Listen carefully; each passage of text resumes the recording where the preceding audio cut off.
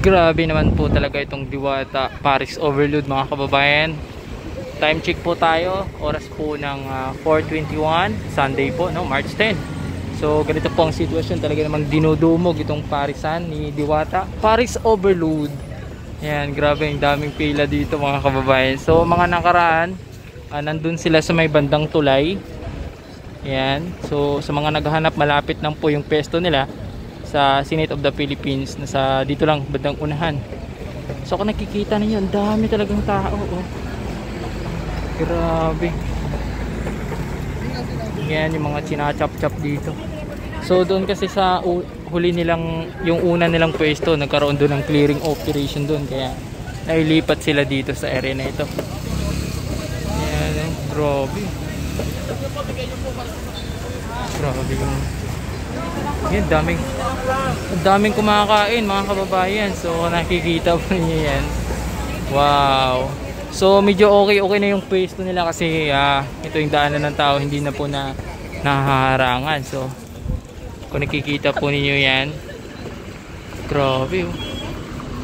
So nasa safe na, no, yung lugar ni Ma'am Diwata Paris Overload ay nandito na po, maluwag na. Ayan, ang ganda-ganda na po dito. Ayan po si Ma'am Diwata Overload. So nakikita niyo, ang dami talagang kumakain dito, no? Sige. Ayan, no, daming kumakain dito. Ayan. Ayan, umabot na nga dito. Ayan, paggala tayo dito. Ayan, so as you can see, solid. Ayan, so nasa magandang pwesto na si Madam Diwata Paris Overload. Ayan, no? So maganda na yung pwesto niya dito. So meron na ring parkingan. So dati kasi yung parkingan niya, siya yung kumakain sa kanyang parisan ay nasa kalsada, kaya natanggal sila doon sa una nilang pwesto. Na-clearing ata sila doon. So mas maganda dito. Ayan, kitang-kita nyo naman.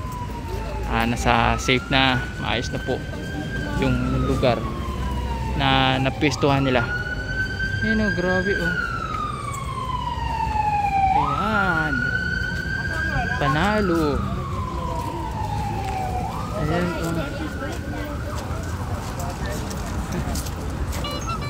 Dami. Ayan, daming kumakain dito.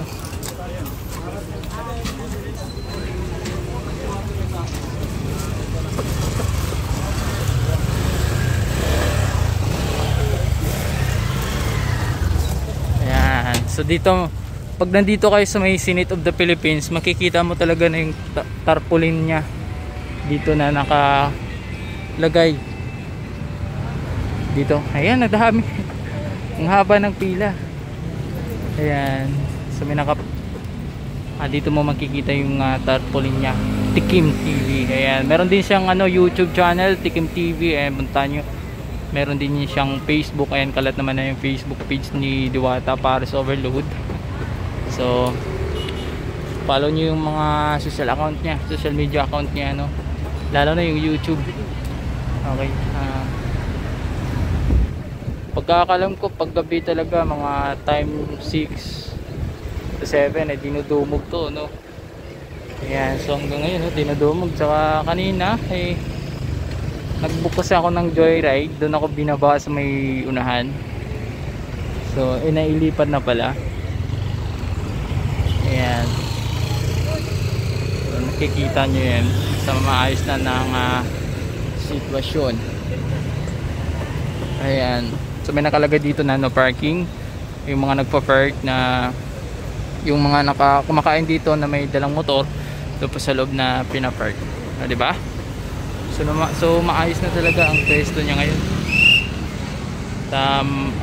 Tsaka malinis na mga kababayan. So kita nyo naman, ang daming pila talaga. Pinilahan mga kababayan. Grabe, oh. Ayan, oh. So as you can see, yan, oh, parking. Yan. Ayan. Grabe.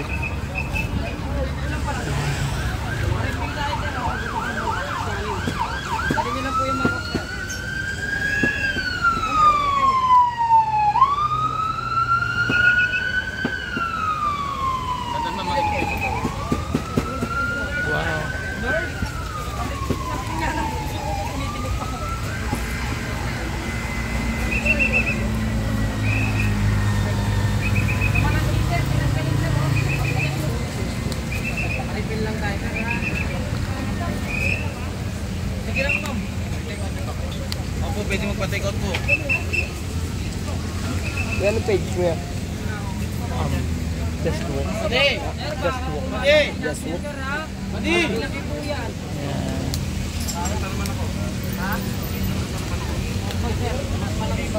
Dami pila. May mga nakapila dito. Meron din silang GCash dito kung sakaling wala kayong cash na dala. Pwede kayong mag GCash. Ayan. Grabe mga kababayan. No? Ngayon ako nakikita na parisan na ganito yung taong kumakain. Ang dami. Grabe, pinapilahan. Ayan.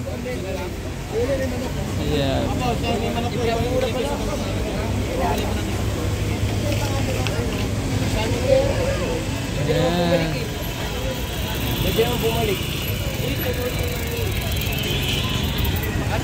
Ayan, kain na kayo dito sa Parisan ni Diwata. Ayan, punta na kayo dito sa may malapit lang po ito sa Senate of the Philippines. So dito nyo lang matatagpuan itong Parisan ni Diwata Overload. Ayan. So as you can see, meron na siyang fried chicken, Parisan na na meron siyang lechon Paris. Ayan, kompleto po siya dito. Ayan, so as you can see, grabe, ang dami, ang daming kumakain. Ayan, kitang kita nyo yan, lalo na dun sa may looban.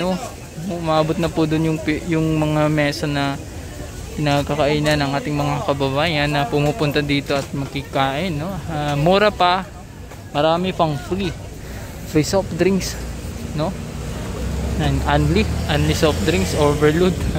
Dito lang yan mga kababayan, matatagpuan sa may Senate of the Philippines. Malapit lang po itong Parisan ni Diwata. So pinuntahan ko talaga ito para matingnan ko ng personal yung sitwasyon ng kanila pong lugar. So grabe naman po, good job at be proud kay Ma'am Diwata Paris Overload. And alam naman po natin yung issue na noon pa, tagal na atang panahon yun, ilang years na yun ang karaan, yung nasangkot siya sa gulo, so nagpanibagong buhay mga kababayan. Isa na sa may-ari ng Parisan na talagang dinudumog ngayon, trending, viral ngayon mga kababayan. So ayun, ang saya ang kikita nyo sa mga mukha ng mga kababayan natin na kumakain dito, yung talagang sarap na sarap sila dito sa Diwata Paris Overload. Grabe, solid. Ayan, Tama to, Sean. ayan, solid.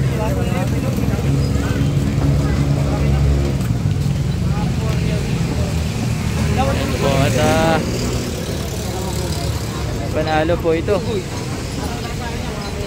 Ilan taon ka na, Peng? Ayan, grabe, pinipilahan. Sarap yan, kuya. Ayan. Ayan, libre sabaw, soft drinks. Yung mga tao ni Ma'am Diwata Paris Overload dito, marami pala mga kababayan, kitang kita nyo. Napakadami pa ng tauhan na siya ngayon. Ayan, so siya ay nakakapi lamang siya. Ayan, so as you can see, grabing sarap. Pwede naman ibabad mo lang muna, dandaan mo lang ibang point, tapos hindi tutuin mo muna yan, tapos ilulubog mo, babad mo lang, dandaan na ako. Paano mo yung sabaw sa mga mo? Baka pwede na. Ayan, so grabe ito. Malambot na ba? Ayan, may mga nakakotse po, bumaba dito, tapos makakain dito, di ba?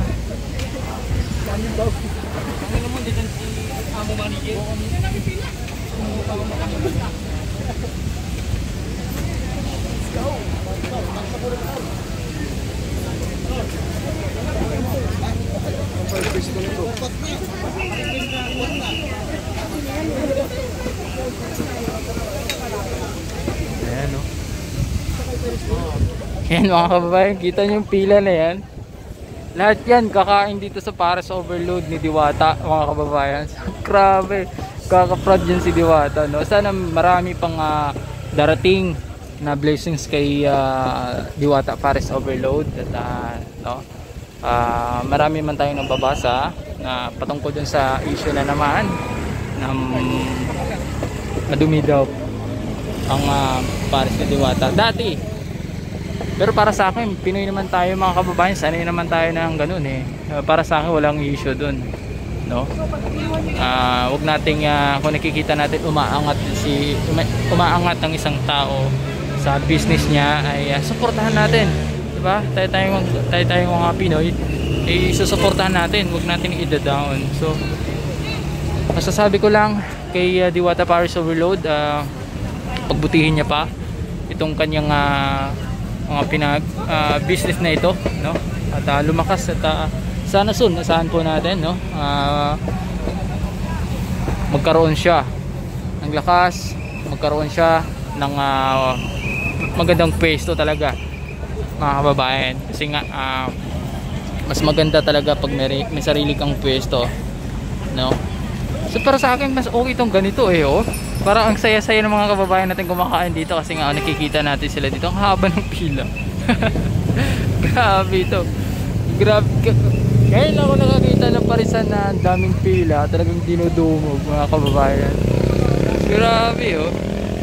So dito lang po magtatapos ang ating vlog update today. Maraming pong salamat sa inyo sa pagsubaybay, panonood, at God bless po sa atin lahat. Masasabi ko lang kay Ma'am Diwata Paris Overload, tuloy-tuloy lang kung ano man yung naumpisan mo. Marami pong salamat mga kababayan sa panonood, at sana may bless pa itong Diwata Paris Overload. Supportan po natin ito, no? So maraming salamat sa panonood, at God bless po sa inyo lahat, at see you soon sa ating masusunod na update.